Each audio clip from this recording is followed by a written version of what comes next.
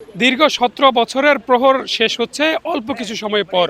এরই মধ্যে বিএনপির ভারপ্রাপ্ত চেয়ারম্যান জনাব তারেক রহমানকে স্বাগত জানাতে লক্ষ লক্ষ মানুষের উপস্থিতি পুরো ঢাকা শহর জুড়ে। বিমানবন্দর থেকে শুরু করে ৩০০ ফিট এমনকি এবার কেয়ার হসপিটাল পর্যন্ত। আমরা এই মুহূর্তে আছি ঢাকা বিমানবন্দরের ভিআইপি গেটের সামনে। আপনাদেরকে যদি একটু দেখানোর চেষ্টা করি, এখানে নিরাপত্তা বেষ্টনী আপনাদেরকে দেখাচ্ছি এবং এখানে যারা আছেন আমরা তাদের সাথে কথা বলে জেনেছি যে জনাব তারেক রহমান বুলেট প্রুফ যে বাসটি তার জন্য রাখা হয়েছে, তিনি সেই বাসেই আসবেন। সেই বাসে আস সেই বাসে আসবেন ওনার জন্য যদিও গাড়ি রাখা হয়েছে, কিন্তু জনাব তারেক রহমান মনে করেন যে তিনি বাসে চড়তেই বেশি স্বাচ্ছন্দ্য বোধ করেন, এজন্য সিরিয়ালে প্রথমে ওনার জন্য বাসটি রাখা হয়েছে। তো এ পর্যায়ে আমরা এখানে বিএনপির মহিলা দলের, বিশেষ করে কেন্দ্রীয় দলের নেত্রী রয়েছেন, ওনার কাছে যাবো।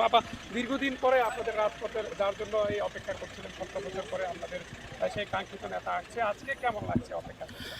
আজকের দিনটা একটা ঐতিহাসিক দিন। এই দিনের জন্য আমি মনে করি বাংলাদেশের মানুষ ১৭ বছরই অপেক্ষা করছে।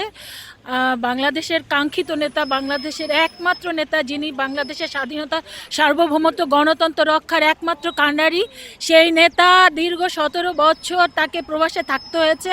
আপনারা জানেন তিনি যখন গিয়েছিলেন তাকে চরম নির্যাতনের মুখে তিনি একদম মৃত্যুর মুখোমুখি হয়ে কিন্তু এই দেশ থেকে তাকে যেতে হয়েছিল সুচিকিৎসার জন্য।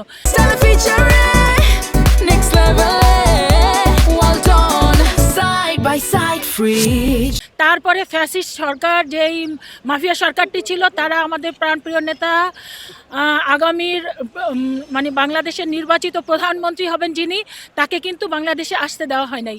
সেই কারণে আজকে গোটা বাংলাদেশ, আপনি জানেন, লক্ষ লক্ষ না কোটি কোটি কোটি কোটি মানুষ এই তার জন্য অপেক্ষা করছে এবং তারা সকলে, আমি দেখেছি যে বাংলাদেশের একেবারে প্রতিটা একদম সচিবালয় থেকে শুরু করে একেবারে চায়ের স্টল পর্যন্ত, একদম রাজধানী থেকে শুরু করে ইউনিয়নের একটা ওয়ার্ড পর্যন্ত সবাই আমাদের প্রাণপ্রিয় নেতা বিএনপির ভারপ্রাপ্ত চেয়ারম্যান জনাব তারেক রহমানের জন্য অপেক্ষা করছে এবং সবাই ছুটে আসছে তাকে অভ্যর্থনা জানানোর জন্য, তাকে রিসিপশন জানানোর জন্য। কাজেই এই দিনটি বাংলাদেশের মানুষের কাছে একটা ঐতিহাসিক দিন। আর আমি এই দলের একজন কর্মী হিসাবে, আমার প্রাণপ্রিয় নেতার একজন ভক্ত হিসাবে আমি তো ভীষণ গর্ববোধ করছি। এই দিন আজকে আমরা দেখতে পাচ্ছি আমাদের প্রিয় নেতা আমাদের কাছে এসছেন। এটা তো আমি মনে করি আমার জীবনের শ্রেষ্ঠ দিন হিসেবে পরিলক্ষিত থাকবে, ইতিহাস সৃষ্টি হয়ে থাকবে। দর্শক, জানাচ্ছিলাম বিমানবন্দরের ভিআইপি গেটের সামনে। আমরা যদি আপনাদেরকে একটু নিরাপত্তা বেষ্টনীটি একটু দেখানোর চেষ্টা করছি, দেখছেন যে এখানে র্যাপিড অ্যাকশন ব্যাটালিয়ন, বাংলাদেশ সেনাবাহিনী সহ অসংখ্য সিকিউরিটি ইন্টেলিজেন্সে যারা আছেন তারা দায়িত্ব পালন করছেন। এরই মধ্যে ভেতরে কিন্তু বিএনপি স্থায়ী কমিটির সদস্য যারা আছেন, বিশেষ করে সালাউদ্দিন আহমেদ থেকে শুরু করে গুরুত্বপূর্ণ নেতৃবৃন্দরা ভিতরে অপেক্ষা করছেন। কিছুক্ষণ পরেই জনাব তারেক রহমান আসবেন। আপনারা দেখছেন যে নিরাপত্তার যে বেষ্টনী রয়েছে সেটি দেখানোর চেষ্টা করছি। ইতিমধ্যে জনাব তারেক রহমানকে বহনকারী বিমানের যে BG-202 যে বিমানটি রয়েছে সেটি ইতিমধ্যে বাংলাদেশের আকাশে প্রবেশ করেছেন। তো আপনাদেরকে দেখানোর চেষ্টা করছি যে এখানে আরও অসংখ্য সামিয়াপা আরও অসংখ্য নেতৃবৃন্দ এখানে আছেন। এই পর্যায়ে আমরা এখানে আরও একজন বিএনপির কেন্দ্রীয় নেতা আছেন, যিনি একসময় সংসদে ছিলেন এবং যার সেই বক্তব্য কাঁপানো সেই বক্তৃতা, সেই শাম্মী আক্তার আপা। দীর্ঘদিন পরে বিএনপির ভারপ্রাপ্ত চেয়ারম্যান তারেক রহমান আসছেন, যার জন্য ১৭ বছর অপেক্ষা করবেন, কেমন লাগছে? জি, আমরা খুবই আনন্দিত, খুবই উচ্ছ্বসিত, খুবই উৎফুল্ল বোধ করছি।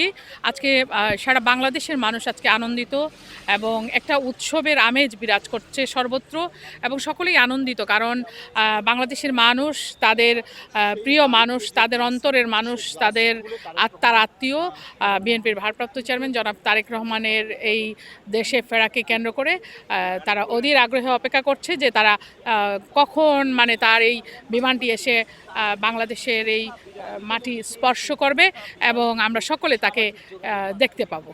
সাধারণ মানুষ, উৎসুক জনতা যারা অপেক্ষা করছেন আজকে জনাব তারেক রহমান, তাদের উদ্দেশ্যে কি বার্তা দিবেন বলে আপনি মনে করেন? দেখুন, আমাদের নেতা বিএনপির ভারপ্রাপ্ত চেয়ারম্যান জনাব তারেক রহমান বারবারই বলেছেন যে একটি মানবিক এবং গণতান্ত্রিক বাংলাদেশ বিনির্মাণের যে পরিকল্পনা সেটি তিনি ইতিমধ্যে করেছেন এবং জাতির সামনে 31 দফার মধ্য দিয়ে সেটি তিনি উপস্থাপন করেছেন। বাংলাদেশের মানুষ যদি তাকে ভবিষ্যতে যে নির্বাচনটি অনুষ্ঠিত হবে আগামী ফেব্রুয়ারি মাসে, সেই নির্বাচনে যদি বাংলাদেশের মানুষ জনাব তারেক রহমানকে রাষ্ট্র পরিচালনার দায়িত্ব দেয়, তিনি তার এই পরিকল্পনাগুলো বাস্তবায়ন করবেন ইনশাআল্লাহ, যার মধ্য দিয়ে বাংলাদেশ একটি মানবিক বাংলাদেশ বিনির্মাণ করতে সক্ষম হবে, একটি সমৃদ্ধ বাংলাদেশ গড়তে সক্ষম হবে। ধন্যবাদ। দর্শক, আপনাদেরকে জানাচ্ছিলাম, কথা বলছিলেন শাম্মী আক্তার, একসময়ের বিএনপির সংসদ সদস্য যিনি ছিলেন। ইতিমধ্যে আমরা আছি ঢাকা হজরত শাহজালাল আন্তর্জাতিক বিমানবন্দরের ভিআইপি গেটের সামনে, যেখান দিয়ে এই গেট দিয়ে কিছুক্ষণ পরে বিএনপির ভারপ্রাপ্ত চেয়ারম্যান জনাব তারেক রহমান দেশে প্রবেশ করবেন, যার জন্য আসলে লক্ষ লক্ষ মানুষ, উৎসুক জনতা যারা আজকে, এবং বিশেষ করে বিএনপির কর্মী সমর্থক যারা আছেন, দীর্ঘদিনে যারা রাজপথে আন্দোলন করছেন, অপেক্ষা করছেন। ঢাকা বিমানবন্দর থেকে জানাচ্ছিলাম, সঙ্গে আছে ফারুক মজুমদার।